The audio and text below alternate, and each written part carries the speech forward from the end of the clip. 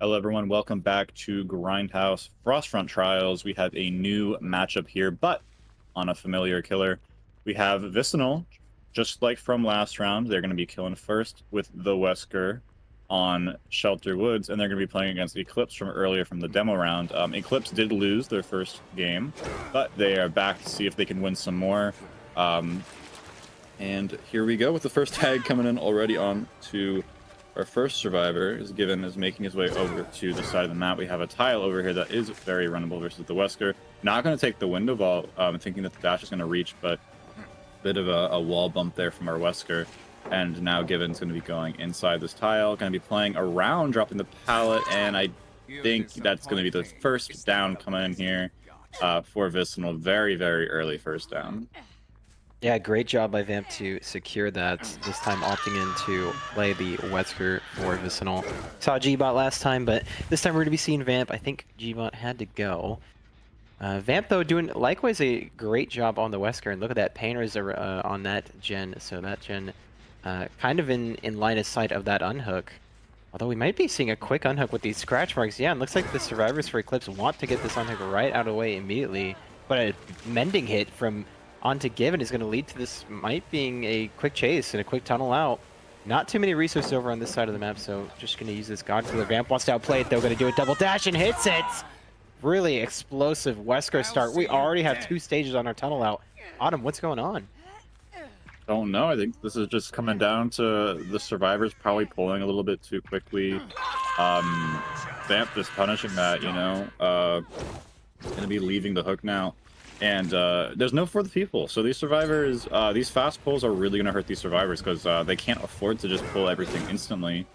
There's nothing to help them get out of that situation. That's going to be the hit coming in. And now Vamp can just go back to hook. They did get the generator for the tag, but I don't think for the pressure it was worth it. They probably could have just left the generator and popped it because Vamp doesn't have pop. So it's not like the gen would have really regressed that far. Giving up a tag for it. Sometimes you really want to pop the gen you're working on, but it's not always worth it, especially if the killer doesn't have any slowdown for it. Vamp, though, not going to be getting this tag here. Hitbox is doing an excellent job dodging that. Going to be playing this God Rock, and Vamp is just going to say, nope, I don't want any part of that. I want to go back, try to stop this rotation. And again, I'll mention again, there's no for the people. So if the survivor gets unhooked, this is going to be the chase. But either way, it wouldn't matter because Vamp is right on top of them now. That's going to be unhook coming in. We're going to be seeing the tag here onto our David, and now Vamp going for the tunnel out. We are still at 4 generators, so this will be a very early tunnel out. There's a lot of pressure on Given's chase right now. Is going to get probably the last second BT hit here, making their way down towards some resources now. That is exactly what you needed if you are the survivor in this situation. You need the distance. You can try to make Shack here potentially, but they're dodging completely missing, but ending up hitting another survivor in the process. That is going to give extra distance, though, because normally if you miss the dash, you just recover quickly, but hitting a survivor, it goes through a whole other animation. So now actually going to be making the Shack because of that. Fast vault, but not going to be flaring it, just going to be holding against the wall, winning that 50-50. Now Vamp has a chase at Shack, and this is getting a little interesting now because this is an actual resource you can run. Shack Pod going to be going down, again, wasting just as much time as possible. Given can make it to another strong resource. He could potentially delay this down even more, which is exactly what you need if you're Eclipse right now. Oh, this is getting so close, but Given actually gets pallet control in time. We can see David behind her as she was blinding. Might be able to see a hit tank. No, it actually doesn't come through. Given's just going to be stuck out of any sort of resource they can play here besides the Shack window, and we know Wesker. Wesker shuts it down pretty easily. But a good tunnel out from Vamp is going to lead to a death at 3 gens. Nonetheless, though, a good attempt by Given. Some really good flares, some really good mind games there, and 50-50 wins. So off of that very difficult start for the survivors, a great recovery so far. Going to be seeing Renato rotating for the TL wall, but going to catch him in time. And Vamp is just so aggressive with these dashes, zero hesitation. And you know what I want to go hone in here is this unicorn medallion add-on. This unicorn medallion add-on just makes your first dash so much longer, and it kind of equalizes, you know, your rhythm, I say, for Wesker. We see a lot of egg. We see a lot of you know, sometimes we'll see tendril, but I'm really liking the gloves and unicorn medallion, as I feel like it's really making use of these Macmillan tiles, especially on these God Rocks. making it so clean and so easy for Vamp. So many injuries on the board, though. Vamp's got a lot of pressure. He's guessing this vault. He guesses correctly, but no, he doesn't get the double dash on the hitboxes, narrowly making it out with his life there with BL.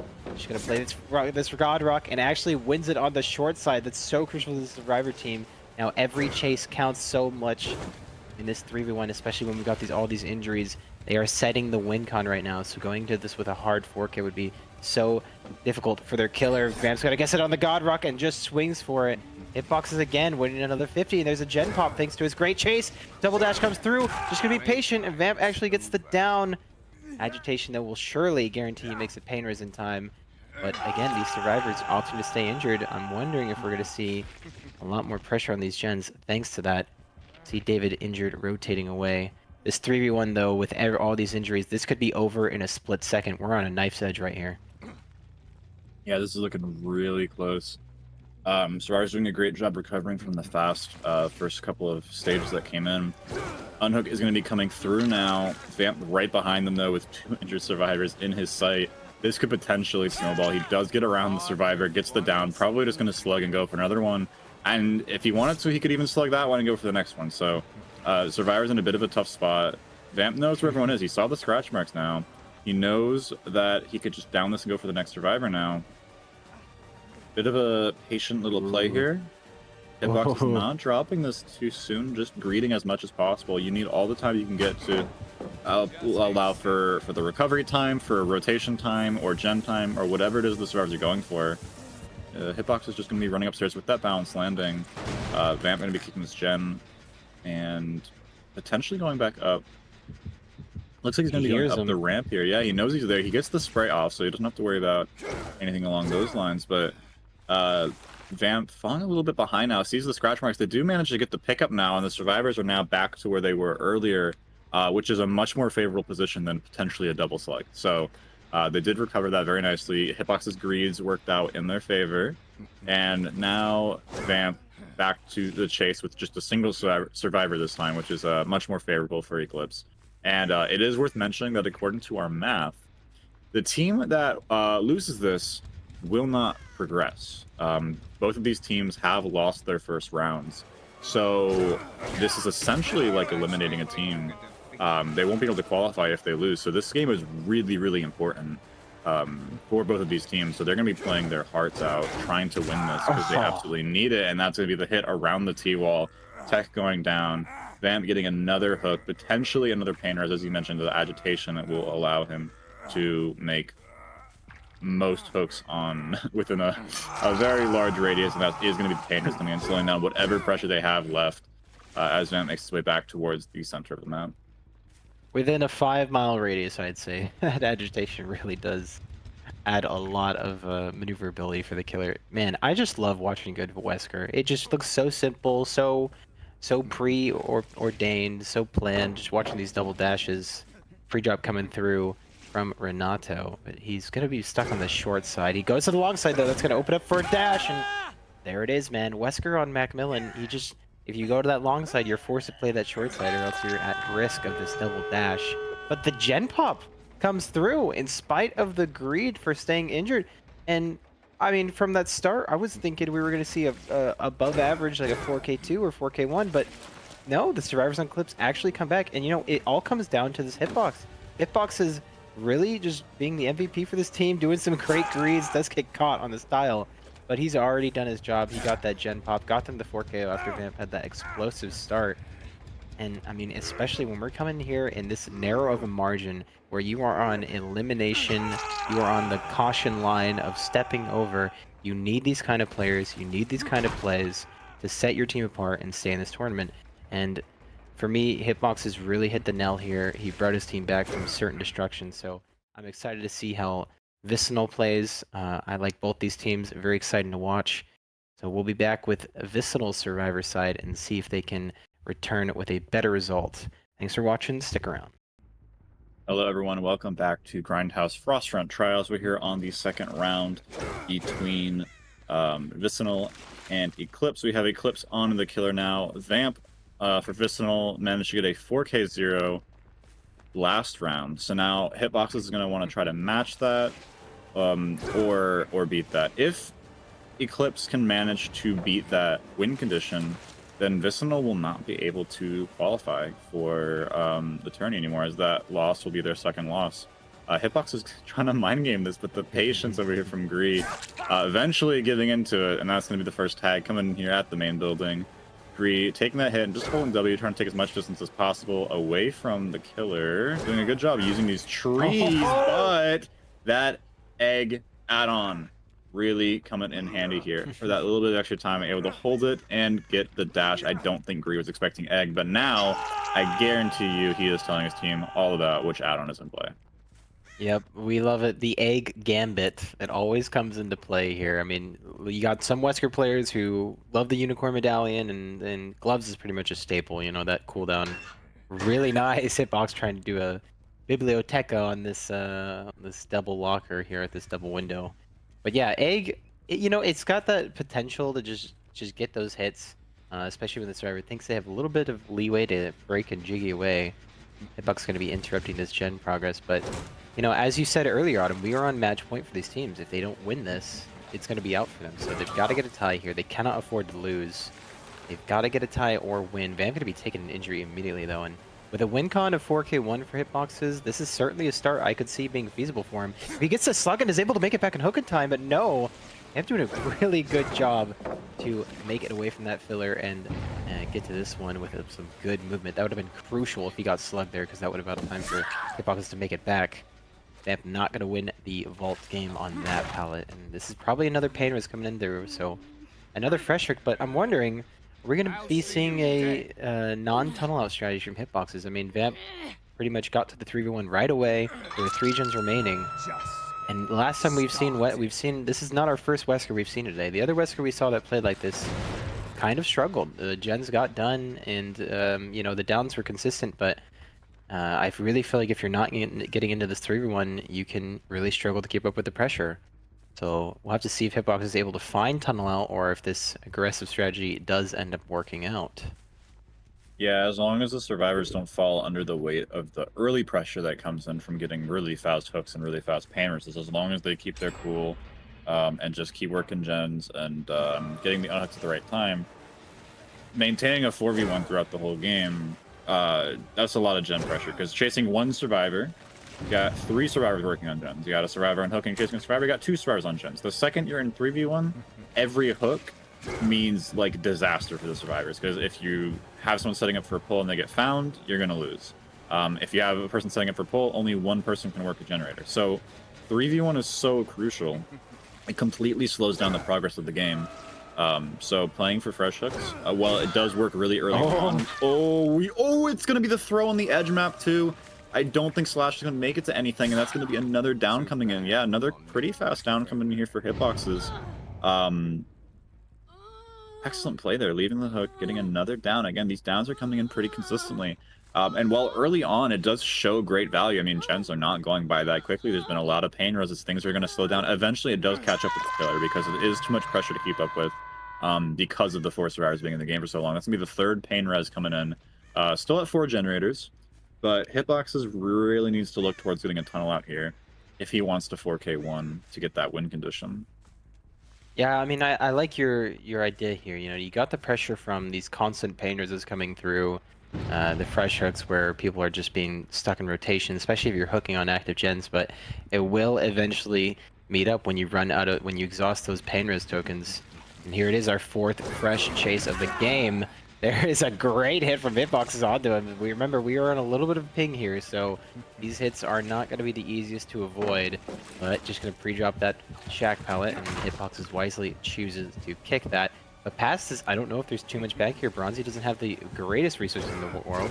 Hitbox is going to do a quick double dash to try and get the hit, but no. Bronzy does actually predict that and correctly maneuvers away from it to this double window, but I'm not sure this is the safest tile, especially on a little bit of ping. He's got some distance to cover, and Hitboxes makes up for it with a great dash. Instantly reacts to seeing him not go for the window and says, nope, you're not making that pallet. Get on the hook, buddy. But this is our 4th fresh, 4th pain res, and it's like you said, Autumn, I think this is going to creep up. We've got no more pain reses. There it is. We're on 2 gens remaining. An injury on the board, but I think this is deceptively a bad situation for Hitboxes in spite of how the game has been going thus far. Yeah, and it is worth noting that that pain res hit right when that generator popped, and I would not be surprised if that's all the gen progress they had. So I don't even know if that fourth pain res really did a whole lot. It only hit you know, probably a low progress gen. Trying to do a bit of a mind game here, trying to catch the survivor off. Not gonna be able to get that hit though, even with the ping. No hit onto Slasher, and Hitboxes is gonna have to leave this at 2 generators with 4 survivors still in the game and only a fresh hit on each one. This is an uphill battle. Not getting that early tunnel out, just allowing the survivors to get so much pressure on these gens. It is tricky to get that tunnel out on a map that's larger in size. You still need to be able to pressure gens. You still need to be able to go back to hook. But as I've been mentioning multiple times, vaulting the window there, excellent dodge there from Gree. Gree making his way over to his pallet, and is going to get hit through. The survivors, they're delaying their pallet throws just a little bit too much. Just a little bit more of a pre-drop would probably help them out quite a lot here. Hitboxes knowing that is just kind of swinging through everything and not getting punished for it the way that some survivors might. But again, the survivors can afford these tags because they're still in a very solid position. If they can manage to get some resets now, it's just going to completely halt any pressure Hitboxes has gotten over the past couple of minutes here. Making his way over to this generator, we do see some scratch marks. Do see one of the resets happening, so they are going to be resetting. And Hitbox is just looking for a survivor here that he can down. No survivors here yet. Doing a great job of stealthing. I mean, yeah, you can wait to stealth in the 3v1, but if you're capable of doing the 4v1, why not? Unhook does come through onto Bronzy relatively free without an injury, and everyone's resetting the board, so Vicinal basically saying, alright, we'll be okay, just breathe, let's take our time, reset, play this nice and slow. You're here to win, you know, this is when you're on this caution line of being outed in this tournament, you've got to make these plays, you've got to take it serious. Bronzy, though, is fully infected, and, well, if you're not cleansing, well, you're going to get punished for that. A quick down, and that's what Hitboxes needs if he wants to come back to this game. Remember, we need a 4K1 here for him to win, so we're trying to get close to the collapse of this game. We want to see it end relatively soon, and if I don't see a death and, you know, maybe a 3v1 slug going on soon, I'm not sure we're going to be able to see that. But for Hitboxes might know that he needs to be aggressive here and just going to continue the aggression here. These gens are too far away from the hook, so not really an opportunity to camp that. Good pre-drop from Vamp is going to lead him to play the Skodrek a little bit safer.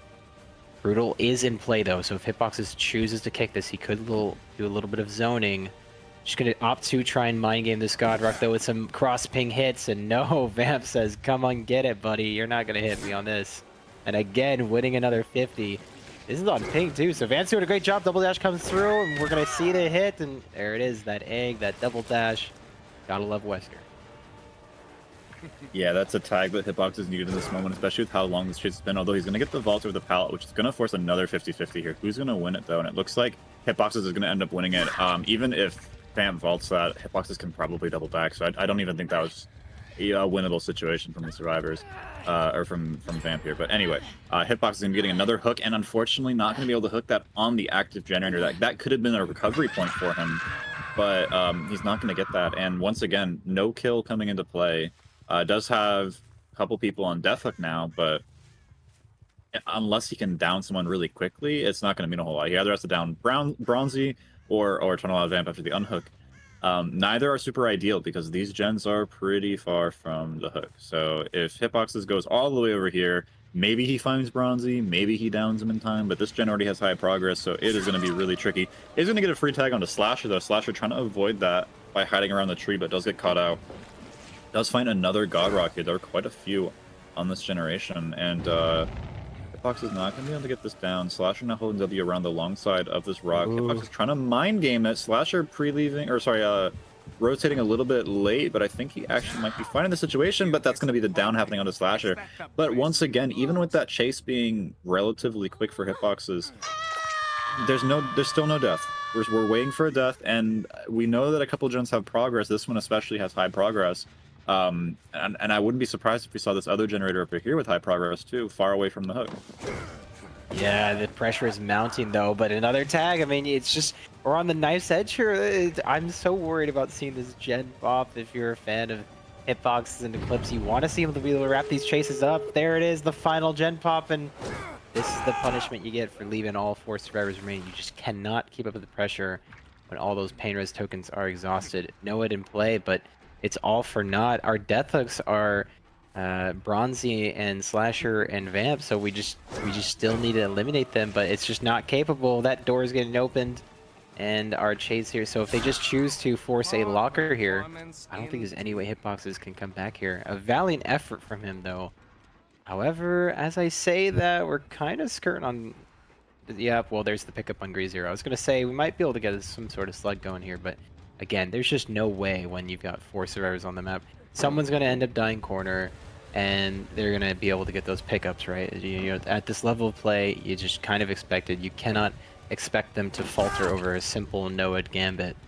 That said, though, it's 2 slugs already, but there's the door opening. If they just choose to leave now, it would be all for naught. A good effort from Hitboxes, and Vamp says, no, I want that 3rd out. You're taking this.